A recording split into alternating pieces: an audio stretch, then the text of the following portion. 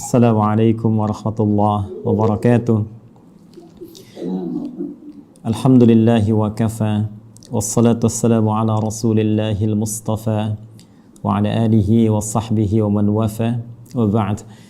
Faya ibadallah, ahbaballahi wa ahbab rasulihi sallallahu alaihi wasallam.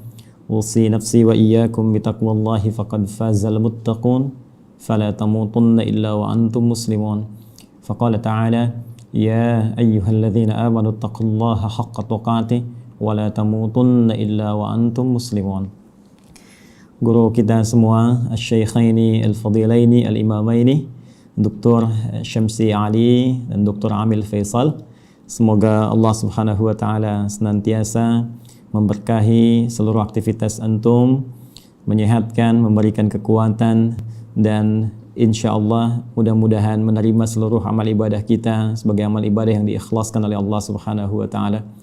Semoga seluruh aktivitas dan pesantren Nusantara Foundation yang dirintis oleh Al-Imam Syamsi Ali di Amerika selain bisa menginspirasi warga muslim dimanapun, juga melahirkan generasi-generasi terbaik insyaallah, baik kini ataupun di masa depan, memberikan wajah Islam yang terbaik seperti tadi yang disampaikan.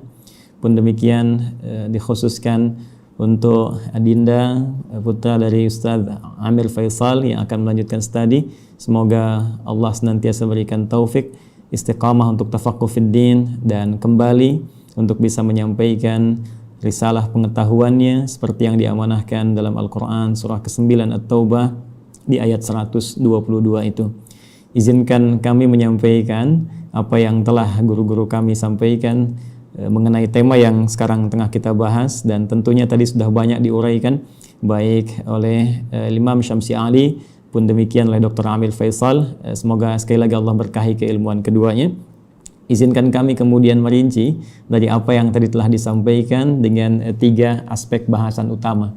Kita akan mohon izin mulai dengan muqaddimah tentang mengapa kita diciptakan. Kemudian yang kedua, apa korelasi antara penciptaan dan tugas kita sebagai manusia dengan Al-Quran. Kemudian yang ketiga, bagaimana kita bisa menampilkan pedoman hidup dalam Al-Quran terkait dengan misi kehidupan kita di muka bumi ini. 3 ini yang mudah-mudahan bisa saya sampaikan dengan durasi waktu yang telah ditetapkan oleh panitia. Tadi ada sekitar 20 menit ya. Mudah-mudahan sampai 20 menit ini, dan kalaupun boleh bisa disesuaikan dengan kultum barangkali Ustaz Syamsi Ali ya, kuliah terserah antum gitu.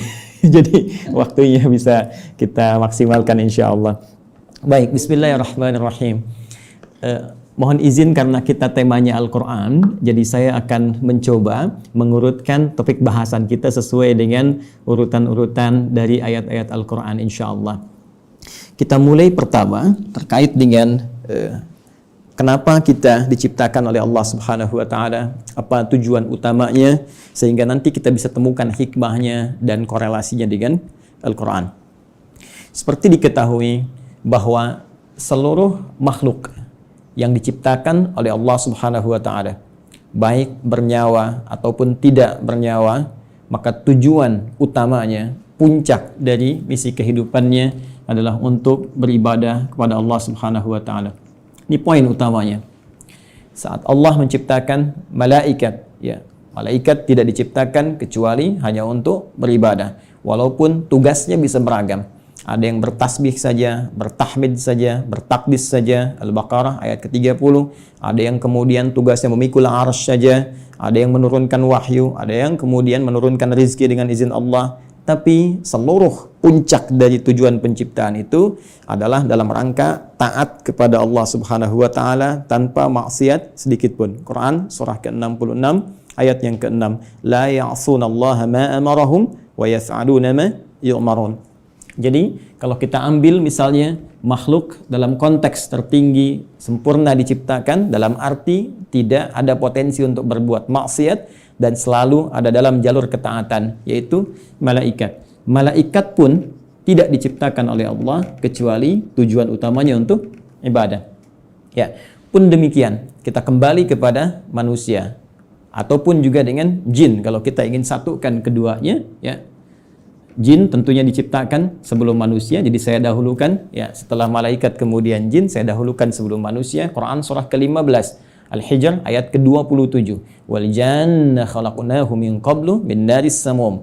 Ya, sedangkan jin itu kata Allah kami ciptakan sebelum manusia dari materi yang berbeda, dari api yang menyala-nyala. Baik, pun demikian dengan manusia setelahnya. Ya, wa idz qala rabbuka lil malaikati inni khaliqum basyara. Ketika Allah firmankan kepada para malaikat yang sudah tercipta sebelum manusia, pun sebagian kalangan jin yang hadir pada saat itu, kami akan mencipta makhluk baru, bukan malaikat, bukan jin, tapi basyar. Ya, satu dari 5 nama manusia yang umumnya disebutkan dalam Al-Quran pokoknya. Ya, basyar 35 kali disebutkan dalam Al-Quran, menunjuk pada sifat nafsunya. Ins disebutkan 18 kali berpasangan dengan jin, menunjuk pada sifat penampakan dan kelembutannya. Insan disebutkan 65 kali dalam Al-Quran, menunjuk pada totalitas aktivitasnya. Pun demikian dengan An-Nas disebutkan setidaknya 241 kali dalam Al-Quran, menunjuk sifat sosialnya. Dan Bani Adam ya disebutkan setidaknya 7 kali dalam Al-Quran, menunjuk genealogisnya yang tersambung pada Nabi Adam alaihissalam. Jadi manusia ketika difirmankan oleh Allah kepada malaikat dan jin, ya wa idz qala rabbuka lil malaikati inni khaliqum basyara. Ya. Jin dan manusia ketika diciptakan tidak lepas dari fungsi ini. Ya, ditegaskan di Quran surah ke-51 digabungkan ayat ke-56. Ya, paling kanan sebelah atas di mushaf standar Allah berfirman, "Wa ma khalaqtul jinna wal insa illa liya'budun." Ya, dan tidaklah aku ciptakan jin dan seluruh manusia itu kecuali tujuan puncak pokok ya. Tujuan penciptaan itu adalah supaya mereka menjadikan seluruh aktivitasnya sebagai ibadah kepadaku kata Allah. Ingat harakat akhir di ayat ini bukan pakai fathah. Ya, ya'buduni bukan ya'buduna. Ya, fi'il mudhari'nya di sini berharakat fathah tapi di sana nanti ada ya yang menunjukkan kepada Allah. Ya, kemudian untuk takhfif dia dihilangkan diganti dengan harakat kasrah. Jadi jelas Allah memberikan kesan yang tegas bahwa seluruh fungsi penciptaan manusia tiada lain seluruhnya dalam rangka beribadah kepada Allah Subhanahu wa taala. Nah, yang menarik adalah ketika Allah mendeklarasikan dan menginformasikan tentang khususnya manusia ya dalam konteks tugasnya untuk beribadah ini, maka diperjelaslah oleh Allah mengenai tempat dan misinya di mana dia akan beribadah, kemudian seperti apa misi yang akan diemban. Jadi sangat menarik, ya. Itu disebutkan di Quran surah kedua Al-Baqarah di ayat ke-30, ya. Paling kiri sebelah atas di mushaf standar. Ya, Allah berfirman, perhatikan kalimatnya ini sangat indah sekali. Antara penciptaan, pengenalan manusia kepada jin dan malaikat dengan pemberian tugasnya itu dibuka dengan kalimat yang sama, diksi yang serupa, tapi untuk menunjukkan makna yang berbeda. Ya, ingat, karena di Quran tidak ada pengulangan. Ya, ketika disebutkan yang seperti itu, yang serupa, maka kaidah tafsirnya, ya Dr. Amir Faisal, Ustaz Syamsi Ali lebih mengetahui, ya taksisan li ma'nan jadid. Ini untuk pengantar kepada makna yang baru, yang tidak sama dengan sebelumnya. Baik, di Quran surah ke-15, ayat ke-28, ketika Allah mencipta manusia digunakan diksi wa idz qala rabbuka lil malaikah. Ya, kemudian ketika memberikan misinya, dan di mana ditempatkan untuk menjalani misi ini, maka dibuka dengan redaksi yang sama. Wa idz qala rabbuka lil malaika. Seakan-akan ingin mengesankan bahwa, hei, saking dahsyatnya penciptaan manusia ini, saking dahsyatnya misi manusia ini, jadi bukan hanya penciptaannya. Ya, penciptaan manusia ingin menunjukkan tentang dibawanya misi yang sangat agung, sangat dahsyat, sampai-sampai malaikat yang sempurna pun tak berbuat maksiat mesti mengetahuinya. Sampai-sampai jin pun yang dicipta lebih dulu mesti mengetahuinya. Ya, hanya bedanya yang di Quran surah 15 ayat ke-28 Allah menggunakan redaksi khaliq, ya. Karena itu kita menyebut Allah dengan sang khaliq diambil dari diksi Al-Qur'an. Inni khaliqum basyara, mencipta yang tak pernah ada, ya. Sebelumnya, mencipta yang tidak bersandar pada bahan yang ada sebelumnya, beda dengan sifat makhluk yang tercipta. Sedangkan pemberian misinya digunakan kata ja'il. Ya. Inni ja'ilu fil ardi khalifah. Yang di sini menunjuk penciptaannya, yang di sini menunjuk pada pemberian misinya. Kita fokus ke sini dulu dengan cepat. Baik, Allah dengan tegas, singkat, padat memberikan satu informasi kepada kita semua melalui Al-Quran. Kata Allah, aku infokan pada malaikat. Aku infokan pada jin yang sebelum kalian aku ciptakan mereka. Saking tingginya misi kalian, ya. Inni menggunakan taukid, sungguh aku, ja'ilun fil ardi, akan menjadikan. Ingat, ja'il menugaskan, khalik mencipta. Setelah ciptaan itu terjadi, karena Allah mencipta mustahil, ya tidak ada fungsinya, mustahil tidak ada tujuannya. Di dalam bahasa Arab, kalau kita sudah membuat sesuatu, kemudian ingin menjadikan, menerangkan fungsinya, apa yang telah dibuat itu, orang Arab menggunakan diksi ja'ala, ya ja'alu, ja'il. Allah telah mencipta manusia, Quran surah 15 ayat ke-28, dan ingin menerangkan ini fungsi, misi penciptaan manusia itu. Maka digunakan kata ja'il. Inni ja'ilun fil ardi. Satu, fil ardi. Ini poinnya. Ini menunjuk pada tempat, aku akan menjadikan, memberikan fungsi pada manusia yang telah tercipta itu. Akan menempatkan mereka bertugas, tempatnya bukan di langit. Bukan fis sama, ya. Awas hati-hati, tapi tempatnya di mana? Fil ardi. Ya. Yang kita terjemahkan dengan bumi itu. Baik. Khalifah, dan dia akan membawa peran untuk menunaikan tugas ibadah itu sebagai khalifah. Ya. Yang setidaknya punya dua makna pokok. Bisa jadi khalafa yakhlifu, ya, yang saling menggantikan. Artinya kalau satu selesai akan lahir yang lain meneruskan kembali, satu selesai meneruskan kembali, ya, bapak kemudian melahirkan anak, anak melahirkan anak lagi, saling menggantikan. Dan Al-Qur'an memberikan pesan jangan sampai seseorang meninggalkan generasi setelahnya dalam keadaan lemah. Quran surah keempat ayat 9 itu. Wal yakhshal ladzina law taraku min khalfihim dzurriyyatan dhi'afa khafu 'alaihim. Karena itu siapkan generasi terbaik untuk saling menggantikan membawa tugas di bumi. Nanti kalau ada bahasan yang lebih luas, kita belajar khusus tentang tema ini. Ya, nanti Allah kasih satu surah khusus yang bukan nabi, bukan rasul, ya, manusia seperti kita, supaya kita tidak berkata ini kan nabi, ini kan rasul. Jadi Allah berikan satu surah yang bukan nabi, bukan rasul, tapi bisa membentuk generasi yang terbaik setelahnya. Yaitu surah ketiga, surah Ali Imran. Imran bukan nabi, Imran bukan rasul, tapi nanti menikah dengan Hannah seperti kita ketahui, melahirkan Maryam. Dan Maryam saat dididik disiapkan, itu nanti bisa jadi pribadi yang lebih baik dibandingkan dengan ibundanya dan ayahandanya. Karena itu Anda temukan surah Maryam surah ke-19, tapi Anda tidak temukan surah Hannah. Ya? Tapi bagaimana keduanya mendidik supaya lahir generasi lebih baik dari orang tuanya. Maryam melahirkan Isa. Isa alaihi salam lebih baik dibandingkan ibu dan kakek neneknya.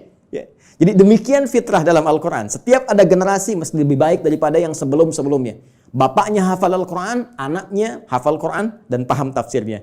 Ya, anaknya hafal Quran dan tafsir, cucunya paham sampai hadis dan fiqihnya. Demikian seterusnya. Baik. Kembali ke sini.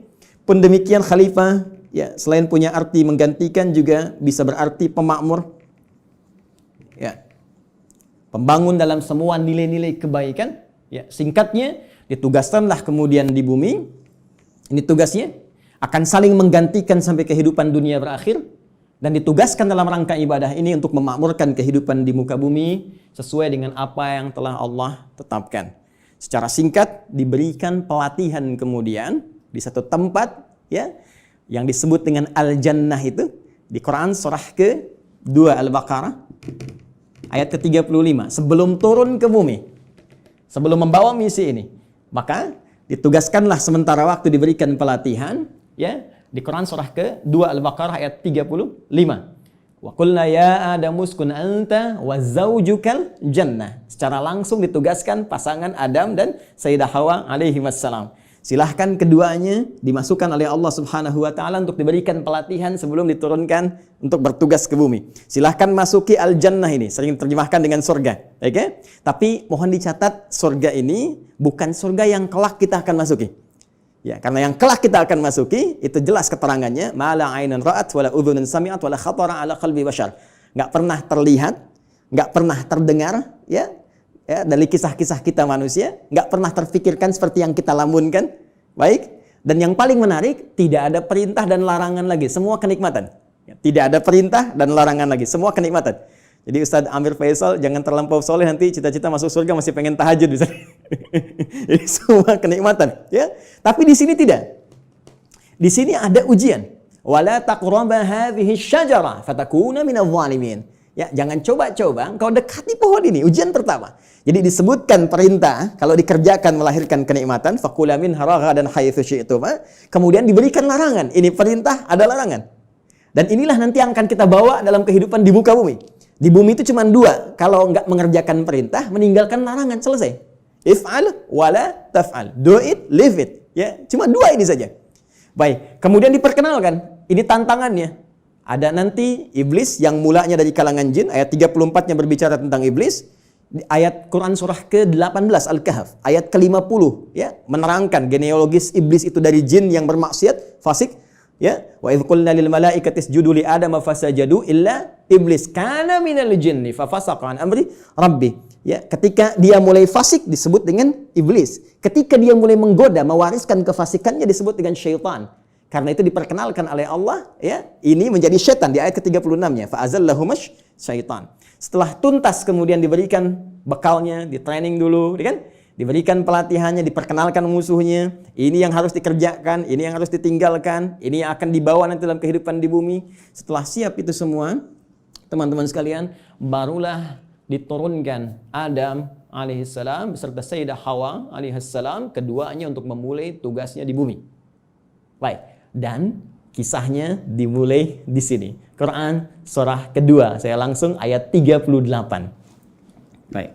Saya melompat sedikit ke kisah antara bagaimana perjuangan Adam alaihissalam melawan iblis atau syaitan itu. Saya langsung lompat dulu saja untuk mempermudah dan mempercepat kita sampai pada kuota waktu kita. Baik. Quran surah kedua. Ayat 38. Ya, paling kanan sebelah atas di mushaf standar bagi teman-teman yang terhubung dan membuka mushaf, ya. Perhatikan baik-baik. Qulna bitu minha jami'a. Sekarang sudah saatnya, kata Allah, kami firmankan. Dan kalimatnya menggunakan ta'zimin nafsi. Nah, ya, itu selalu memiliki dua makna setidaknya dalam bahasa Arab. Nah, singkatan dari nahnu. Kalau dinisbatkan kepada Allah Subhanahu wa taala, tentunya seperti kita ketahui, memiliki dua makna utama. Satu, ta'zimun nafsi, menunjuk pada keagungan Allah Subhanahu wa taala, puncak keagungannya. Kedua, ta'zimus sya'ni, menunjuk pada dahsyatnya informasi yang akan disampaikan. Jadi saking dahsyatnya misi yang akan dibawa oleh Adam dan Hawa alaihi wassalam sebagai khalifah di muka bumi, Allah sampai menggunakan keagungan zatnya. Ya, jadi ini misi agung. Kehidupan kita di bumi ini kehidupan yang agung, kehidupan yang mulia. Nanti saking mulianya di Quran, ya, surah ke-17 nanti, Al-Isra, di ayat ke-70, itu sampai disebut semua kita ini mulia. Walaqad karramna bani Adam, ya, wa hamalnahum fil barri wal bahr. Ya, semua kami muliakan seluruh anak keturunan Adam. Baik itu yang kemudian hidup di daratan sampai yang beraktivitas di lautan, semuanya kami muliakan, saking mulianya. Dan dimuliakan lebih dibandingkan makhluk-makhluk lainnya. Baik, teruskan. Qulna bitu minha jami'a. Mulai sekarang, ya, kata Allah Subhanahu wa taala, dimulai tugas kalian turun ke muka bumi. Di sini poinnya. Fa imma ya'tiyannakum minni huda. Ini dahsyatnya. Ternyata Allah dengan sifat Rahman, ya, tidak membiarkan hambanya memulai misi tanpa membawa pedoman misinya. Tanpa membawa petunjuk untuk menjamin kebenaran risalahnya. Untuk menjamin terukurnya setiap misi yang ia bawa. Ternyata bersamaan dengan misi yang dibawa itu dan tugas dimulai dalam beraktivitas di muka bumi dengan misi tadi itu, Allah bersamaan dengan itu semua menurunkan satu pedoman kehidupan yang disebut dengan huda. Ini poinnya. Fa imma ya'tiyannakum minni huda. Nanti saat kamu telah turun di bumi dan mulai akan mengawali misimu itu, maka kami akan sertakan dengan itu semua petunjuk kehidupan.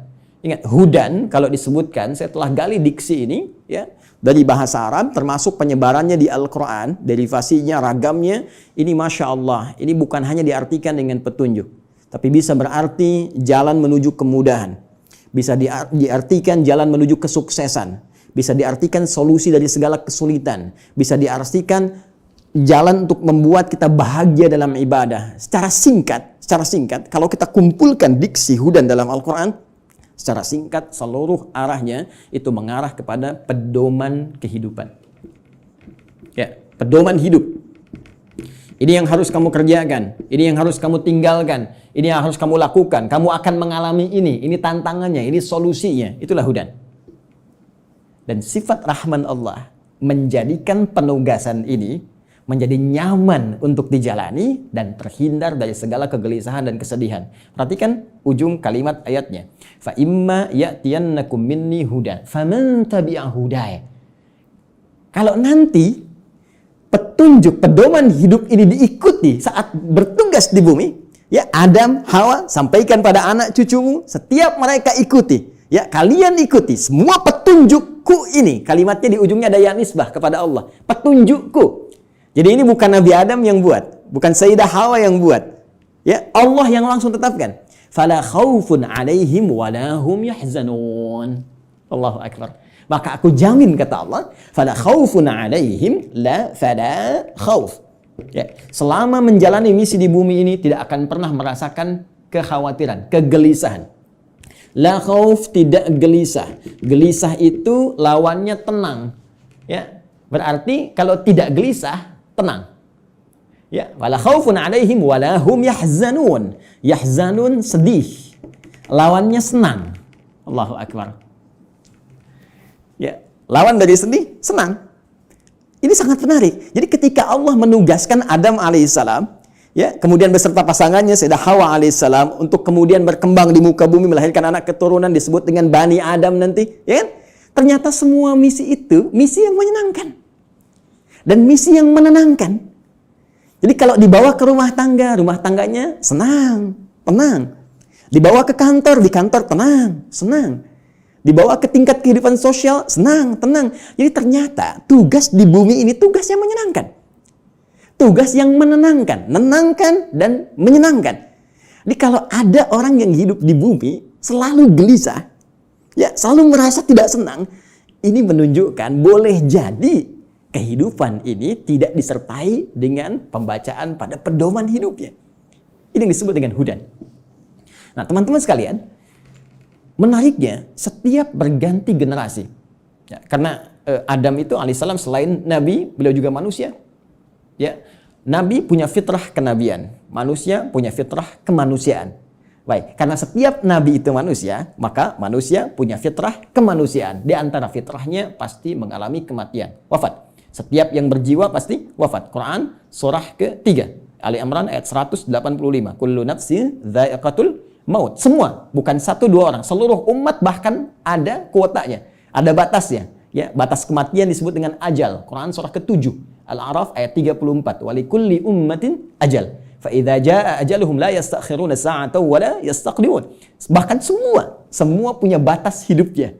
Ya, harus diisi. Ya, bagaimana Allah memberikan bimbingan, dia isi itu sampai menemukan ujung batas hidupnya, dan jika sudah tiba tak akan mampu dia mundurkan, tak akan mungkin bisa dimajukan. Ya, jadi mohon izin lompat sedikit ya, nggak usah memaksakan diri. Ada kita lihat ada yang orang bunuh diri, mencoba-coba, nggak usah coba-coba. Kalau sudah tiba waktunya meninggal juga. Kalau belum tiba nggak akan wafat. Ya, nah ini poinnya. Karena Adam itu manusia. Karena itu punya fitrah kemanusiaan, maka Adam pun wafat.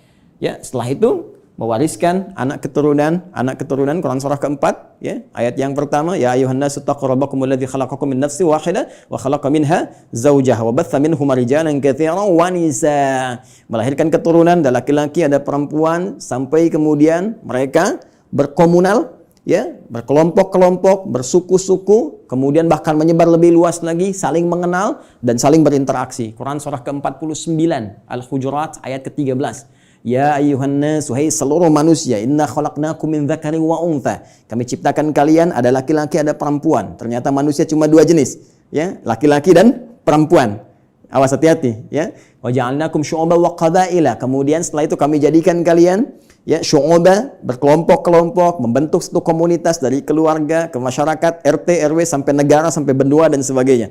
Wa qabail, ada suku-sukunya, tujuannya lita'arafu, untuk saling membangun sinergi, membangun link, saling mengenal, dan dengan itu membawa misi kekhalifahan yang tadi disebutkan. Ya, inna akramakum indallahi atqakum. Yang paling mulia di antara kalian yang meningkat nilai kebaikan yaitu takwanya.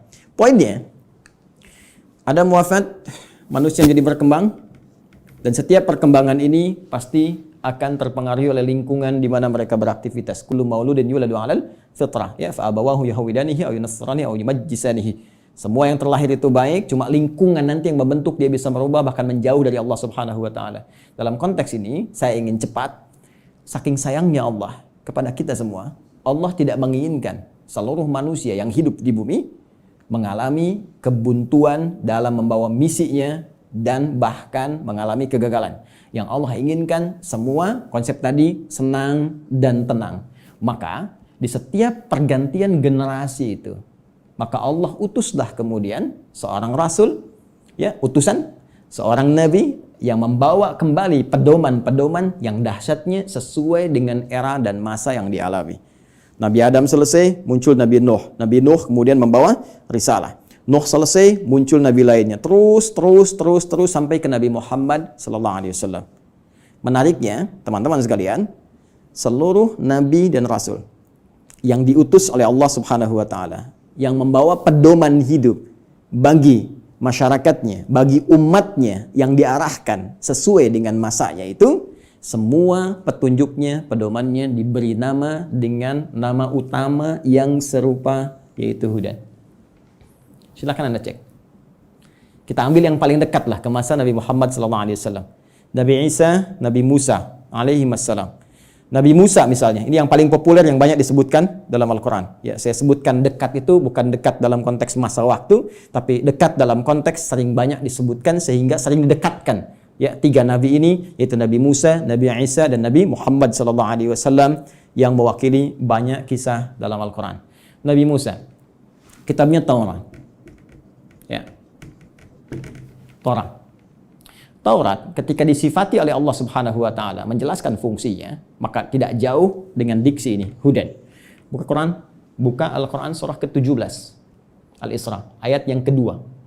Wa ataina Musal kitaba. Dan telah kami berikan kepada Musa kitab. Itu Taurat. Ya kan? Apa fungsinya? Wa ja'alnahu hudal li bani Israil. Dan kami jadikan Taurat itu isinya adalah pedoman kehidupan bagi Bani Israel. Karena Nabi Musa diutus hanya satu kalangan saja, komunitas tertentu saja. Di kalangan Bani Israel, maka pedomannya dikhususkan untuk itu. Jadi nanti yang menariknya dalam satu era, itu bisa ada misalnya 2 rasul diutus. Ya, karena distriknya beda. Ya. Seperti kisah Nabi Ibrahim dengan Nabi Lut misalnya ya. Nabi Ibrahim dengan Nabi Lut, kan di Quran surah ke-51 itu, ya, ketika kita masuk ke ayat ke-30 dan seterusnya, itu Nabi Ibrahim dikunjungi para malaikat. Di ayat 24-nya, hal ataka hadithu dhaifi Ibrahim al-mukramin. Pernahkah engkau dengar kisah ketika Nabi Ibrahim dikunjungi para malaikat? Tujuannya sebetulnya bukan ke Nabi Ibrahim, tapi akan datang ke Nabi Lut, ya, alaihi salam, untuk mengabulkan tuh permohonan dalam tanda petik umat yang menantang azab. Jadi ketika akan datang ke situ mengadab, mampir dulu ke tempat Nabi Ibrahim dengan hikmah tertentu. Jadi di satu masa bisa ada 2 nabi dan rasul yang bertugas di wilayah yang berbeda. Nabi Musa alaihi salam itu tugasnya untuk Bani Israel. Diberikan panduan, disebut dengan Taurat dan disifati dengan hudan. Pedoman kehidupan. Betapa inginnya Allah umat di zaman itu senang dalam menghadapi misi, menunaikan ibadahnya dan tenang dalam menjalankan itu semua. Berganti secara cepat Nabi Isa alaihi salam meneruskan risalah Nabi Musa setelah melewati fase-fase tertentu. Jaraknya sekitar 600 tahun ke Nabi Muhammad sallallahu alaihi wasallam. Nabi Muhammad ke Nabi Musa sekitar 2000 tahun. Nabi Isa alaihi salam ketika meneruskan risalah Nabi Musa alaihi salam, berarti tugasnya sama, ya, kepada Bani Israel. Jadi bukan kepada seluruh kalangan manusia, hanya untuk Bani Israel saja, terbatas.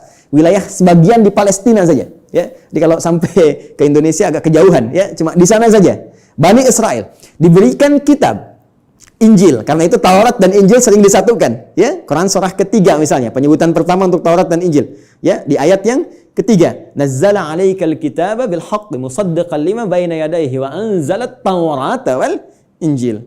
Ketika Injil diberikan kepada Nabi Isa alaihissalam sebagai kitab pedoman kehidupan, itu pun disifati sama kalimatnya dengan hudan.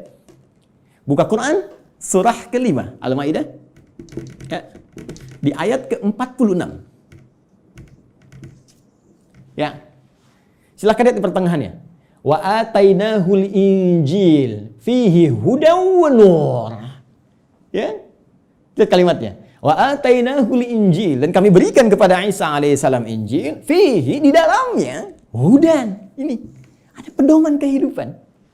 Jadi setiap era berganti, setiap masa berpindah, Allah selalu memberikan pedoman yang selalu aktual, faktual, dan dibutuhkan di masanya sesuai dengan kebutuhan makhluknya pada saat itu. Karena eranya berganti, kebutuhan bisa berubah, nuansa tidak sama, maka diberikan pedoman yang sesuai dengan masanya. Yang paling dahsyat, Nabi Muhammad SAW, Rasul terakhir. Perhatikan kalimatnya. Nabi Musa li Bani Israel, ya, Nabi Isa li Bani Israel, Nabi Ibrahim kalangan tertentu saja, ya, komunitas tertentu. Kemudian Nabi Lot juga demikian. Sebelumnya Nabi Nuh, ya, membawa risalah. Rasul pertama Nabi Nuh alaihissalam, komunitas yang terbatas. Nabi Muhammad SAW, karena beliau ditugaskan sebagai Rasul pamungkas, penutup. Kalau penutup berarti risalahnya harus sampai berakhir kehidupan dunia. Namanya penutup. Karena tidak ada Rasul setelah beliau, tidak ada Nabi lagi. Karena itu risalahnya harus bertahan abadi sampai kehidupan berakhir. Maka diturunkanlah oleh Allah yang paling spesial. Karena spesialnya ini menyifati segala hal yang tadi disebutkan. Harus sampai bertahan sampai kehidupan berakhir. Harus beda dengan yang sebelum-sebelumnya. Harus punya mukjizat yang lebih dahsyat. Karena itu yang terakhir ini, karena sifatnya harus bertahan sampai akhir zaman, dia harus lebih daripada yang sebelumnya. Harus bertahan. Tidak boleh ada celahnya. Ya, tidak boleh ada perubahan-perubahan, ya, yang harus terjaga dari lafadznya, katanya, dan sebagainya. Semua harus unggul. Maka dipilihlah oleh Allah Subhanahu wa taala, ditetapkan oleh Allah Subhanahu wa taala, karena ini yang paling dahsyat, yang paling baik, semua yang terkait dengannya selalu baik. Silakan cek. Yang dipilih turun membawa risalah ini, membawa wahyu ini, ya, teman-teman sekalian, dari kalangan malaikat Jibril alaihissalam. Ketika dipilih langsung naik statusnya menjadi Sayyidul Malaika, Ruhul Amin. Nabi Musa punya teman, setiap rasul di bumi punya teman rasul dari langit. Nabi Musa punya teman Malakul Maut. Ya. Baik, Nabi Muhammad SAW punya teman malaikat Jibril. Malaikat Jibril ketika ditugaskan menyampaikan risalah yang akan dibawa kepada Nabi Muhammad SAW, maka langsung naik status jadi Sayyidul Malaika. Diturunkannya, teman-teman sekalian, di hari Jumat. Ya, hari Jumat, harinya naik status langsung menjadi apa? Sayyidul Ayyam. Yang dipilih menerima ini Nabi Muhammad SAW langsung naik status jadi Sayyidul Anbiya wal Mursalin.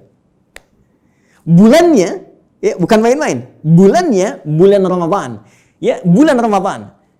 Perhatikan baik-baik. Jumat naik status, Jibril naik status, Muhammad SAW naik status. Bulannya Ramadan langsung naik status jadi Sayyidul Syuhur. Bulan yang sangat dimuliakan. Saking mulianya, hanya turun satu malam yang penuh dengan keberkahan hanya di bulan itu saja. Untuk apa? Untuk mengagungkan risalah terakhir yang dibawa. Karena itu nanti surah ke-97, surah yang menyebut keutamaan malam Al-Qadar itu akan disandingkan dengan turunnya wahyu yang sangat istimewa untuk menunjukkan keagungan risalah dan wahyu terakhir yang akan diturunkan pada Muhammad SAW. Tiada lain, tiada bukan, itulah Al-Quran. Inna anzalnahu fi Lailatul Qadar. Ya, sungguh dengan segala keagunganku aku akan berikan informasi yang sangat dahsyat. Inna, aku tegaskan, aku kuatkan, ya, anzalnahu fi Lailatul Qadar. Kami turunkan Al-Qur'an itu di malam Al-Qadar. Baik, teman-teman sekalian, fokus di sini. Apa kaitan Al-Qur'an dengan hudan itu? Kita kuatkan kembali dengan Quran surah kedua ayat 185. Paling kiri di pertengahan di mushaf standar. Ya. Quran surah kedua ayat 185. Karena yang paling dahsyat, ya, karena ini yang paling istimewa, dan untuk seluruh manusia tanpa batasan, maka redaksinya mesti beda. Perhatikan kalimatnya. Syahrul Ramadan alladzi unzila fihil Quran. Ya, di bulan Ramadan yang kalian menunaikan puasa itu, saat itulah diturunkan Al-Quran. Tadi kita katakan, kita sepakati Al-Quran turun di bulan yang sangat mulia yaitu Ramadan. Quran surah kedua ayat 185. Allah perkenalkan nama kitab, wahyu, pedoman hidup yang diturunkan pada Nabi yang paling istimewa untuk semua manusia sampai akhir zaman, yaitu Al-Quran. Apa tujuan Al-Quran diturunkan? Teruskan ayatnya. Hudal linnas. Tetap tidak akan terpisahkan dari diksi ini, hudan. Dan dahsyatnya bukan libani kada, li umat kita. Linnas. Ini poinnya. Ini bedanya. Kata Allah diturunkan di waktu yang sangat istimewa itu. Ya, Al-Quran tujuan utamanya untuk menjadi pedoman hidup. Pedoman hidup. Pedoman hidup artinya pedoman yang dibawa dalam kehidupan. Ya, Anda mau zoom saja sekarang, tak tahu pedomannya, Anda nggak bisa zoom. Itu yang simple. Sekarang Anda mau hidup yang lebih kompleks kita jalani, nggak bawa pedoman, ya nggak mustahil kita jalani dengan tenang. Mustahil kita akan jalani dengan benar. Ya, jadi ini pedoman kehidupan kita. Artinya semua yang dialami dalam kehidupan itu ada di sini sih ya. Al-Quran. Dan dahsyatnya linnas untuk semua manusia tanpa batas. Perhatikan diksi Al-Quran. Al-Quran tidak menyebutkan bashar. Ya, yang menunjuk pada nafsu, kecenderungan bagaimana mengelola nafsu dan bagaimana keadaan tampilan fisik yang baik. Tidak menyebut tentang al-ins, tunggal. Tidak menyebut insan. Ya. Tidak menyebut juga Bani Adam, tapi menyebutkan dengan kalimat yang luas sifatnya dengan diksi universal. Linnas, untuk semua manusia yang pernah hidup di bumi.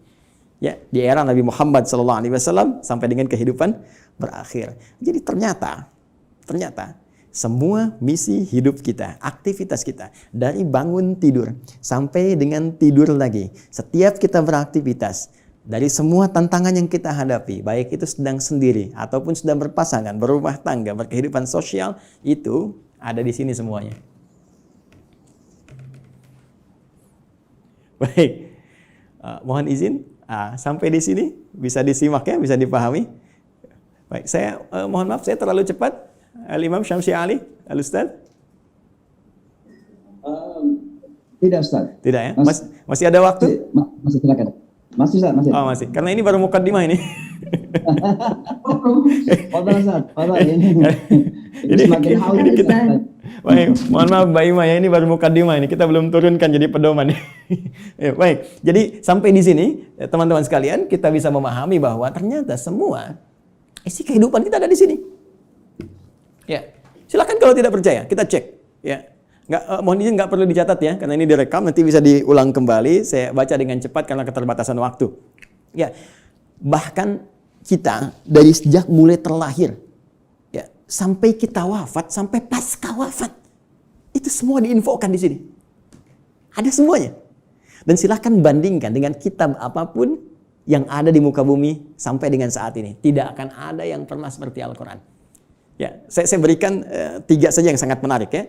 Pertama, seluruh hal yang akan kita alami sudah dirangkum dengan sempurna dalam Al-Quran dan nanti dijelaskan detailnya oleh Nabi Muhammad SAW. Nanti bagian terakhir saya kaji dan kita akan sama-sama nikmati bersama. Ya, saya beri contoh misal, mohon maaf, sejak masa dalam kandungan itu Al-Quran sudah menerangkan. Ya, bagaimana proses yang terjadi dalam kandungan. Detail secara fisiknya, secara umum disampaikan di Quran misalnya surah ke-22 di ayat yang ke-5. Bahkan pergerakan janinnya secara umum, ya, dari mulai kandungan lemah ke berat sampai diisi apa doa yang harus dibacakan, apa yang harus dilakukan supaya nanti bayinya terlahir dalam keadaan baik. Disebutkan di Quran surah ke-7 ayat 189. Bahkan diberikan bocoran antara hubungan kita membangun komitmen dengan Allah yang akan menuhankan Allah sejak saat ruh kemudian ditanamkan sampai kita terlahir sampai wafat. Quran surah ke-7 ayat 172. Ketika terlahir, apa yang pertama kali diberikan oleh seorang ibu? ASI pun diberikan dengan tegas langsung. Ya, di Quran surah kedua ayat 233, wal walidatu yurdina auladahunna haulaini kamilaini. Ya, bapaknya dikasih, nih, ini tugas pokok bapak yang baru punya anak. Ini yang harus dikerjakan, ini ibu yang harus dilakukan. Ya, kemudian bergerak dari situ, diberikan pendidikan dini supaya membangun kedekatan dengan Allah, baik terhadap kedua orang tua, punya akhlak yang mulia. Quran surah ke-31 dari ayat 13 sampai dengan ayat 19-nya. Dari situ dia mulai belajar bagaimana cara belajar yang baik, bagaimana memahami, bagaimana bisa kembali mengajarkan itu kepada masyarakatnya. Quran surah ke-9 ayat ke-122. Kemudian diberikan sifat, jangan sampai dia belajar lupa dengan Tuhannya, harus seimbang antara iptek dengan impaknya. Itu ada di Quran, teman-teman sekalian, di surah Al-Mujadalah, ya. Di ayat yang ke-11. Kemudian setelah itu dia berkembang lagi.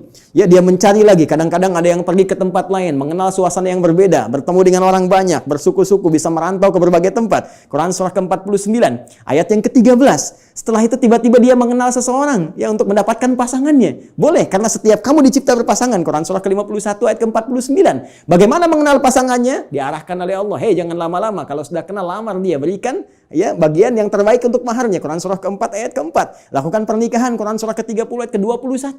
Bahkan saat akan menikah pun dijelaskan oleh Allah. Nanti kamu belajar dulu di rumah tangga supaya nggak kaget. Ini tugasmu laki-laki begini, tugas perempuan begini. Quran surah ke-4 ayat 34. Bahkan kalau ada persoalan begini cara menyelesaikannya sampai di ayat ke-35-nya. Kemudian diberikan tugas, ayah, kamu akan mulai mencari nafkah. Begini cara mencari nafkah yang standar. Quran surah kedua ayat 168. Kalau kamu ingin cepat, baru bergerak sedikit, rezekimu diberikan keberkahan. Quran surah kedua ayat 172. Kalau kamu belum bergerak, mengamalkan amalan ini, Allah berikan kemudahan rezeki kepadamu. Quran surah ke-7 ayat ke-96. Tapi jangan khawatir, ketika engkau bisa mensyukuri semua nikmat itu akan tambah nikmatnya. Quran surah ke-14 ayat ke-7. Tapi kamu jangan lupa, kamu bekerja mungkin akan mengalami tantangan. Ada yang tidak suka, ada yang akan menyingkirkan, menyungkurkan, ada tantangannya. Ya, pelajari dengan sempurna. Ini loh secara umumnya dari mulai ringan sampai berat. Quran surah kedua ayat 214. Ya, kemudian rinciannya Quran surah kedua ayat 155 sampai 157. Cara menyelesaikannya Quran surah ketiga ayat 142. Kalau kamu bekerja, kamu lelah, tiba-tiba kemudian kamu sakit, merasa nggak enak, nyaman, ada zikir Nabi Ibrahim, Quran surah ke-26, ayat ke-80. Kalau penyakitnya berat, kata dokter mustahil sembuh, nggak ada yang mustahil. Amalkan zikir Nabi Ayub, saya sembuhkan seperti saya sembuhkan Ayub. Quran surah ke-21, ayat 83 sampai 84. Tugas seorang istri, ya, bisa merawat anaknya. Kadang-kadang tidak mudah itu semua. Ada yang berkata, bagaimana mendidik dengan baik? Quran surah ke-17, ayat 23 sampai dengan ke-27-nya. Sampai mereka dewasa, sampai usia 40 tahun, masih diberikan amalan untuk bakti pada kedua orang tuanya. Quran surah ke-46 di ayat yang ke-15. Sampai kemudian hidup lebih jauh lagi. Sampai tiba-tiba ada dalam keadaan pikunnya. Ya, Quran surah ke-22 ayat yang kelima itu di bagian bawahnya. Sampai kemudian setelah itu dijelaskan oleh Allah. Kalau kamu akan nanti wafat, pasti kamu wafat. Siapkan cara wafatmu supaya indah. Kamu hidup untuk tenang. Wafat pun harus tenang. Turun Quran surah ke-89 ayat 27 sampai 30. Ya ayat Tuhan nafsul mutmainnah. Kamu saya berikan hidup di dunia untuk tenang. Wafat pun harus tenang. Ya, kemudian setelah itu apa yang terjadi?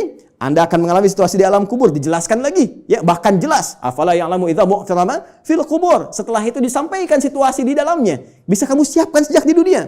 Ini loh yang paling bagus. Ada layanan dengan semua keberkahan, kenikmatan, sampai-sampai dia akan menyampaikan kepada orang yang belum wafat. Kalau bisa kerjakan ini, kalau mampu kerjakan supaya kamu cepat nyusul. Di sini enak, lebih enak daripada di situ. Quran surah ketiga ayat 169 sampai dengan 172. Bahkan setelah itu terjadi apa? Dijelaskan lagi. Teman-teman sekalian, muncul surah Al-Qiyamah surah ke-75. Setelah itu dijelaskan lagi. Ya, mau masuk kemana? Ini yang masuk ke surga, ini turunannya. Surga bersama Rasulullah. Quran surah ke-4 ayat 69. Di taman surga. Quran surah 51 ayat 15 sampai dengan ke-23.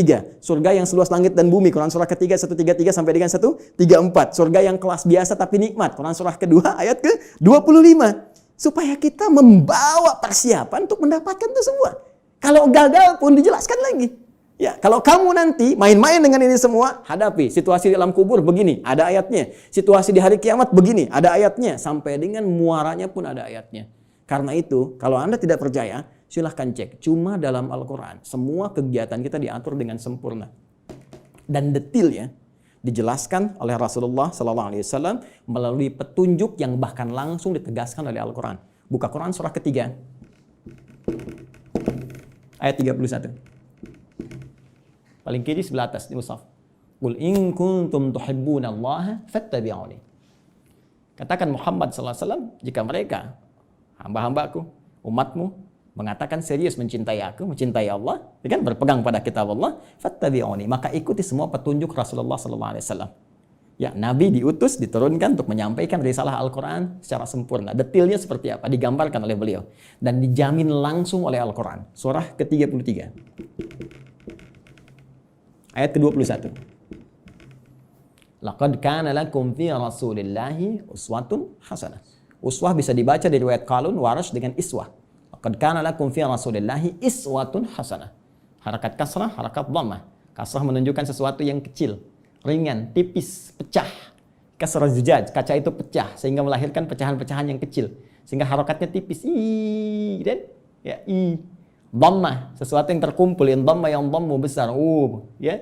Jadi yang melekat pada Rasulullah itu jangankan ya yang besar-besar, yang dahsyatnya, yang sholat malamnya sampai bengkak-bengkak, yang bagaimana pahala dengan sedekahnya, ya luar biasa diberikan, bagaimana perhatiannya pada umat, Bahkan yang kecil-kecilnya pun kalau diikuti akan jadi teladan dalam kehidupan.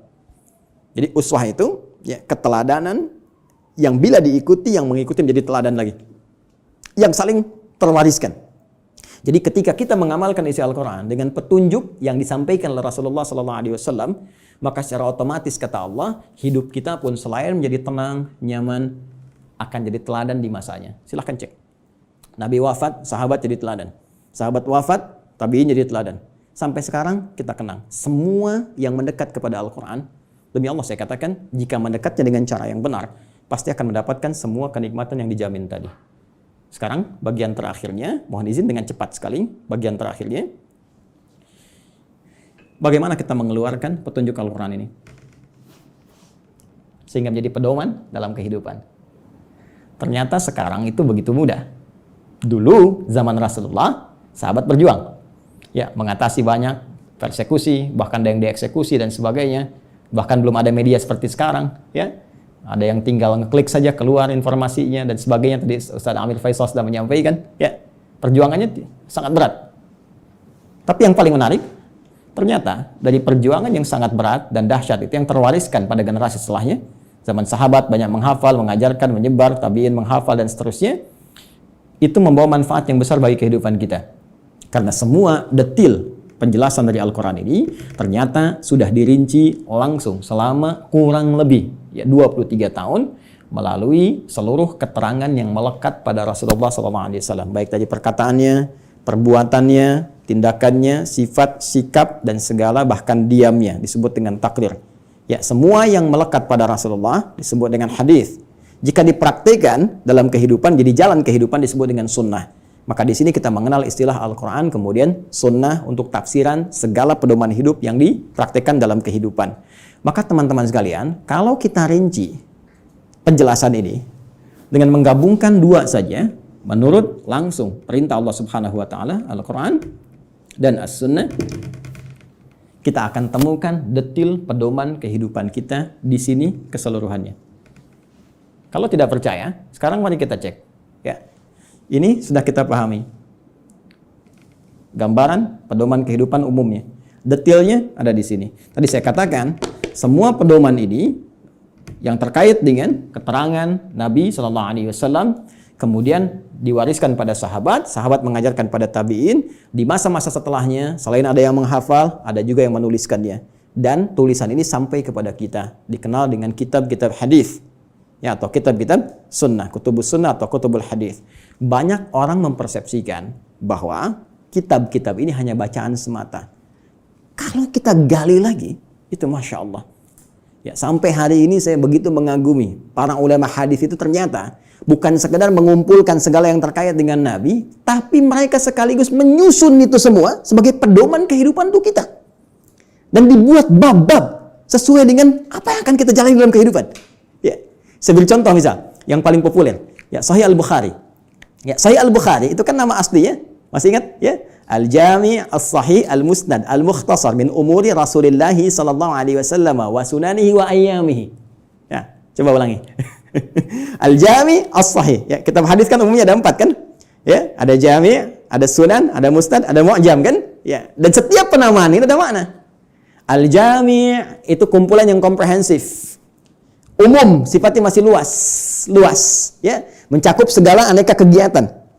Baik, kalau sudah sunan, itu kitab fikih, ya, hadis yang disusun dengan urutan fikih. Jadi kitab hadis disusun dengan urutan fikih. Sunan Abu Daud, fikih, bab taharah, seterusnya sampai dengan selesai. Taharah, salat, puasa, dan seterusnya. Ya, Musnad disusun berdasar periwayatnya. Anda ingin belajar berapa hadis dari Sayyidah Aisyah, pengen seperti Sayyidah Aisyah, keluarkan dari Musnad Sayyidah Aisyah. Ya, tadi ingin belajar anaknya pintar, keluarkan misalnya Musnadnya Ibnu Abbas radhiyallahu taala anhuma. Mu'jam berdasar urutannya, Mu'jam At-Tabrani misalnya, ya. Baik. Tapi ketika kita baca Al-Jami' secara umum, ya, tuntunan kehidupan dari mulai bangun tidur sampai dengan tidur kembali. Al-Jami' kata Imam Al-Bukhari, Al-Jami' saya susun kitab ini dengan materi yang cukup luas, tuntunan kehidupan yang bersumber dari Nabi. As-Sahih, isinya sahih semua, saya pastikan saya cari. Ya, Al-Musnad tersusun sanadnya sampai ke Rasul. Si A, si B, si C disebutkan sampai ke Nabi. Al-Mukhtasar isinya nggak bertele-tele, langsung kepada esensinya. Ini keterangan dari Nabi-nya, kalau butuh penjelasan saya jelaskan sedikit. min umuri Rasulullah sallallahu alaihi wasallam. Saya tuliskan di sini terkait dengan seluruh kegiatan Rasulullah yang bisa saya dapatkan dan saya tuliskan. Karena nanti yang tak mampu Imam Al-Bukhari sampaikan, nanti Imam Muslim datang melengkapi. Ya, sehingga disebut sahihain. Muslim meninggal dua, ada yang tidak dapat sampai ke situ, nanti ada Al-Hakim An-Naisaburi. Ya, datang kemudian dengan syarat Al-Bukhari dan Muslim menyebutnya Al-Mustadrak. Secara singkat, wa sunanihi wa ayyamihi, dan sunnah-sunnahnya dan kegiatan hariannya selama 24 jam. Teman-teman, pernahkah membuka Sahih Al-Bukhari dan kita lihat ternyata di situ ada 97 pembahasan. 97 kitab. Kalau bahasa kita sekarang bab, dinamakan kitab, di bawah kitab ada bab lagi. Dari 97 bagian ini, itu ternyata ini petunjuk kehidupan kita. Penjelas dari apa yang Allah sampaikan melalui Rasulullah SAW. Ya, setelah kitab Bad'ul Wahyi menetapkan risalah Nabi Muhammad SAW, bagaimana ciri-ciri seorang Nabi, seorang Rasul, supaya nanti tidak ada yang ngeklaim di kemudian hari ada Nabi baru, Rasul baru. Ya, dijelaskan. Orang kalau baca Sahih Al-Bukhari, kitab pertama selesai. Sudah, nggak akan ada lagi ketika ada info ini ada Nabi baru, sudah lewat tuh. La Nabi ya ba'di. Ya, ini kan yang aneh begini. Kalau ada ngaku Nabi itu nggak aneh. Karena Nabi sudah mewanti-wanti, la Nabi ya ba'di. Nanti kelak akan ada ngaku Nabi. Ya, kalau ada begitu, langsung tolak aja, nggak ada Nabi setelah Rasulullah. Ya, ya. Jadi kalau ada yang ngaku, itu nggak usah aneh. Yang aneh itu setiap ada yang ngaku, ada pengikutnya. Itu masalahnya. Ya. Jadi kalau kita belajar bab pertama selesai, menetapkan risalah Nabi, ya, dan ini pun dahsyat. Di antara maksudnya untuk memberikan kekuatan argumentasi bahwa semua keterangan ini disampaikan oleh seorang yang mendapatkan risalah langsung dari Allah, yaitu Nabi. Buktinya begini. Dan Kitabul Iman ada 57 hadis. Anda sering bertanya, iman saya sering naik turun kayak lift. Ya, kalau naik saya semangat ibadah, kalau turun jangankan salat sunnah, salat wajib kadang-kadang juga ada rasa malas. Bagaimana men-charge itu semua supaya semangat lagi? Kitabul Iman. Kitabul Ilmi, ya, Ustaz Amir Faisal, putranya mau belajar melanjutkan ke Mesir, ya, dan teman-teman yang lain, ada Kitabul Ilmi setelahnya. Bisa dikeluarkan bagaimana petunjuk pedoman belajar langsung dari Nabi. Dan dahsyatnya di Sahih Al-Bukhari ini tidak dimulai satu hadis kecuali dengan ayat Qur'annya dulu. Ini ayatnya, ini hadisnya. Silahkan cek. Kitabul Bai', teman-teman yang pebisnis, ya, silahkan. Yang berniaga, yang berbisnis, keluarkan Kitabul Bai'. Kitabul Tijarah, ya, kitabnya Kitabul Bai', turunannya turunan tentang bisnis. Di pemerintahan, diplomasi, birokrasi, Kitabul Imarah. Ya. Sekarang masa pandemi, ya, teman-teman keluarkan ada Kitabul Waba, tentang bab wabah, taun, ada semua. Dan kalau kita jeli lihat lagi, demi Allah saya katakan, hanya di Islam yang semua tuntunan kehidupan dari bangun tidur sampai tidur lagi ada pedomannya. Silahkan cek. Ya, bangun tidur ada doanya. Silahkan cek. Bandingkan dengan keyakinan manapun. Cuma di Islam. Ini kita dalam konteks ilmiah ya, sedang berargumentasi. Jadi kalau nanti di soal kita berargumentasi. Ya, jangan diadukan, tapi kita didiskusikan. Ya, baik. Sekarang lihat, bangun tidur ada doanya. Ya, dan doa itu jangan salah. Doa itu bukan kalimat formalitas yang kita ucapkan untuk menjadikan sesuatu hanya sebagai ibadah semata. Bukan hanya itu. Tapi isi doa itu pedoman bagaimana kita menjalaninya. Bangun tidur apa yang harus dilakukan? Ya, buka misalnya di Abu Daud, nomor hadis 1367 dari Ibnu Abbas radhiyallahu taala anhuma ketika menginap di rumah Sayyidah Maimunah radhiyallahu taala anha. Beliau menyimak Nabi bagaimana Nabi bangun di malam hari untuk mengikuti salat malamnya. Kata beliau, kana Nabi sallallahu alaihi wasallam idza staiqadha min naumi, adalah kebiasaan Rasulullah SAW apabila bangun dari tidurnya. Fajalasa, beliau duduk sebentar. Pemasaha biyadi min athari naumi, kemudian menghilangkan bekas ngantuk dengan tangan yang beliau duga bersih. Ya, jadi dihilangkan dulu. Jadi bukan langsung baca doa saat ngantuk begini. Bangun jam 3:30 masih ngantuk begini. Ketika sadar lagi jam 6 udah hilangkan lu ngantuknya. Baru setelah itu faqara akhirah khawatim surah Ali Imran, membaca 10 ayat terakhir surah Ali Imran. Baru baca doa. Alhamdulillahilladzi ahyana ba'da ma amatana wa ilaihin nusyur. Ditegaskan lagi nanti di Al-Bukhari itu nomor hadis 181 nanti, ya. Oleh siapa? Mu'adz bin Jabal, ya, dan Jundub bin Junadah. Nanti menyampaikan risalah hadis terkait doa bangun tidur. Bukankah isi doa bangun tidur itu pedoman kehidupan? Silakan cek lagi. Alhamdulillahilladzi ahyana ba'da ma amatana. Saya bersyukur padamu ya Allah yang telah memberikan kesempatan kembali pada saya untuk menjalani kehidupan. Padahal Engkau bisa wafatkan aku dalam tidur tadi. Ya. Wa ilaihin nusyur. Perhatikan, sering diterjemahkan dengan dan kepadanya akan kembali. Hei kawan, nusyur dari kata nasyara, artinya beraktivitas untuk mencari bekal pulang. Ya, Anda menyebar. yang dari Makassar, dari Sumatera, dari Papua, dari Kalimantan bisa datang ke Jakarta untuk mencari bekal supaya bisa mudik pulang. Ramadan pulang mudik. Itu bahasa Arab yang disebut dengan nasyara yansharu. Kalau menyebar luas disebut intasyara yantashiru. Menyebar. Untuk pulang kampung. Kita pun akan pulang. Ya. Teman-teman, mudik itu yang kita lakukan setiap tahun, ya kan? Itu kan bahasa Arab jelas. Ya.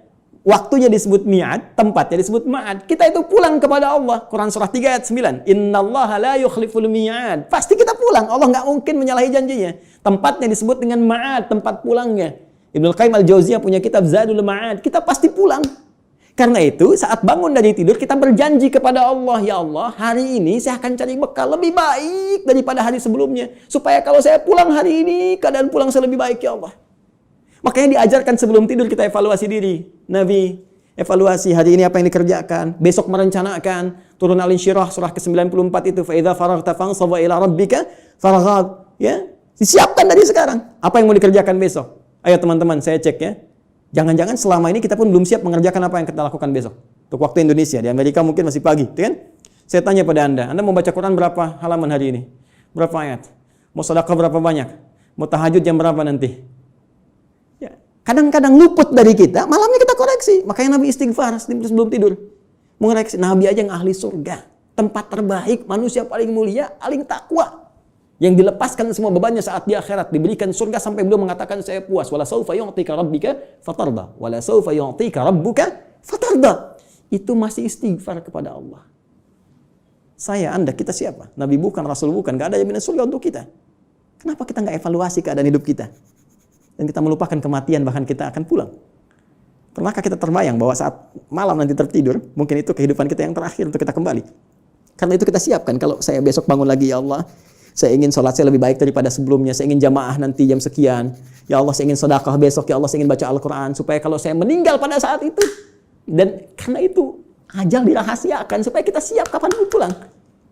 Karena itu jangan coba-coba ketika Anda terpikir berbuat maksiat, bayangkan seketika wafat.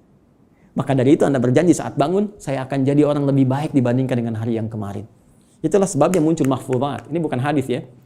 Orang yang hari ini ya lebih baik daripada hari kemarin, orang yang beruntung. Ya kan? Orang yang sama dengan yang kemarin, orang yang rugi. Orang yang lebih buruk daripada kemarin, orang binasa. Itu mahfuzat. Terambil dari nilai hadis tadi.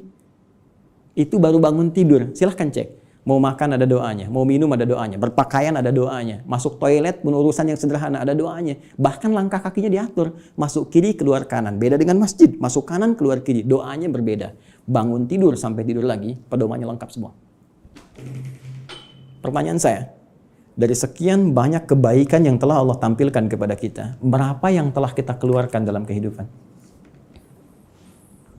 Saya punya dugaan yang kuat, jangan-jangan persoalan kehidupan di muka bumi ini tak mampu kita tuntaskan, bukan karena kita nggak pintar. Mohon maaf, bukan karena kurang gelar. S1, S2, S3, sampai dapat gelar, misalnya pengajaran tertinggi, profesor, dan sebagainya. Bukan karena kurang harta. Tapi mungkin Anda kurang dekat dengan Allah. Kita kurang baca pedomannya. Kurang takwa. Semua kesimpulannya mengerucut kepada takwa. Takwa membangun kedekatan yang paripurna dengan Allah. Karena itu banyak ibadah diarahkan kepada takwa. Puasa la'allakum tattaqun. Salat dibuka dengan takwa. Hudal lil muttaqin alladzina yu'minuna bil ghaibi wa yuqimunas shalah. Haji takwa. Wa tazawwadu fa inna khairaz zadi taqwa. Wa may yattaqillaha yaj'al lahu makhraja wa yarzuqhu min haitsu la yahtasib. Itu pencak. Siapa yang mampu mendekatkan diri kepada Allah Subhanahu wa taala dengan takwanya, dengan menjalankan semua isi pedoman-pedoman yang Allah turunkan, maka Allah akan lepaskan dari semua kesulitan hidup, bahkan mengirimkan rezeki dari sisi yang tidak dia duga. Inilah pedoman kehidupan kita, inilah Al-Quran, dan inilah jalan yang tidak mungkin kita hindari, karena ini satu-satunya pedoman yang bisa mengantarkan pada kenikmatan di 3 alam. Dunia, alam kubur, sampai akhirat. Terakhir, sebagai penutup, teman-teman sekalian, saking dahsyatnya Al-Quran ini, Allah ingin membuktikan kepada kita kebenarannya. Al-Quran tidak diturunkan di Romawi yang sudah maju pada saat itu. Bukan di Persia yang sudah punya kekaisaran yang dahsyat. Ya, kalau sekarang diibaratkan Amerika misalnya, Soviet, atau sekarang jadi Rusia dan seterusnya, atau Cina bahkan, kan? Tidak turun di Romawi, tidak turun di Persia. Tapi Allah turunkan di tempat yang paling jauh dari segala titik kemuliaan. Tidak kenal segala titik kebaikan-kebaikan. Ilmu pengetahuan jangan diharapkan tumbuh. ya, dengan sempurna, dengan baik. Jauh tertinggal, karena itu disebut dengan jahiliyah, menggabungkan nama bahkan dengan sifatnya. Tapi tahukah Anda, ketika Al-Quran diturunkan di umat jahiliyah itu bisa mentransformasikan mereka berubah menjadi khairu ummah. Sampai turunnya Quran surah ketiga ayat 110 itu. Paling kiri sebelah atas di mushaf. Kuntum khairu ummah. Silahkan Anda cek. Semua yang belajar dari Nabi, dari 40 orang fase Mekah, sampai menyebar ke Madinah, sampai bertebaran ke seluruh muka bumi, tidak pernah ada satupun sahabat Nabi membawa risalah Al-Quran, kecuali membawa kesuksesan dan misi terbaik kemakmuran di muka bumi. Silahkan cek. Nabi sampai selesai tugas di Madinah punya 12.000 sahabat. Punya 38 panglima, dari 12.000 itu. Kekuatan satu panglimanya bisa menaklukkan Persia dan Romawi.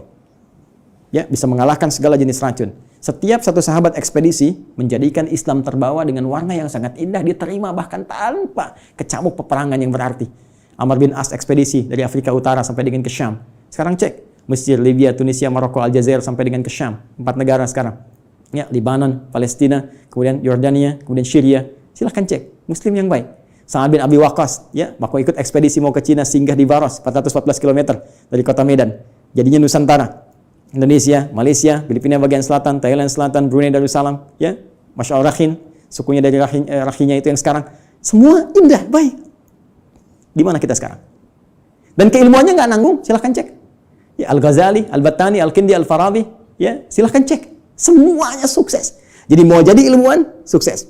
Mau jadi diplomat, sukses. Jadi birokrat, sukses. Semua itu tercantum dalam Al-Quran. Dan satu-satunya kitab yang tidak pernah mengalami perubahan. Zaman Abu Jahal dulu dibaca Alif Lam Mim, sekarang pun tetap Alif Lam Mim. Silakan, strukturnya sempurna, segalanya sempurna. Itulah Al-Quran. Tinggal pertanyaannya, tantangan langsung dari Allah, sejauh mana kita bisa meyakini semua ini untuk menerapkan pedoman tadi, mempelajarinya, mengamalkannya dalam kehidupan kita sesuai dengan kebutuhan kita. Membaca baik, memahami mulia, menghafalkan dahsyat. Tapi intinya tidak harus dituntut untuk bisa memahami seluruh isinya. Cukup Anda sekarang, maaf sekali, yang pokok apa? Bawa itu semua. Sekarang tugas dunianya apa? Passionnya apa? Keluarkan petunjuknya, lihat Qurannya, lihat hadisnya, dalami itu, amalkan. Setelah itu, perhatikan. Bedakan rasanya, rasakan bedanya, pasti akan terasa bedanya. Dan dahsyatnya Al-Quran bisa menjadikan tausiah yang 20 menit sampai 60 menit. Baik, saya kira itu dulu sebagai pengantar. Ya, Ustaz Syamsi Ali, maafkan saya kalau terlampau luas waktu yang saya gunakan. Mudah-mudahan ada manfaat yang didapatkan. Nanti kalau lain waktu kita bisa ketemu kembali, kita akan belajar tentang cara langsung dari Al-Quran, bagaimana menanamkan Al-Quran dalam diri kita supaya mudah dibawa dalam kehidupan. Karena jangan salah, ini ahli Quran pun dibagi 3 lagi nanti di Quran surah ke-35 Fatir di ayat yang ke-32. Ada orang ahli Quran zalim, wa minhum zalimun li nafsi. Ada yang paket hemat, bisa untuk dirinya belum bisa berbagi. Wa minhum muqtasid, ya, dan yang terbaik bagaimana ahli Quran menebar kebaikan di sekitarannya. Ya, wa minhum sabiqum bil khairat biidznillah. Terima kasih, semoga bermanfaat. Subhanakallahumma bihamdika asyhadu an la ilaha illa anta astaghfiruka wa atubu ilaik. Assalamualaikum warahmatullahi wabarakatuh.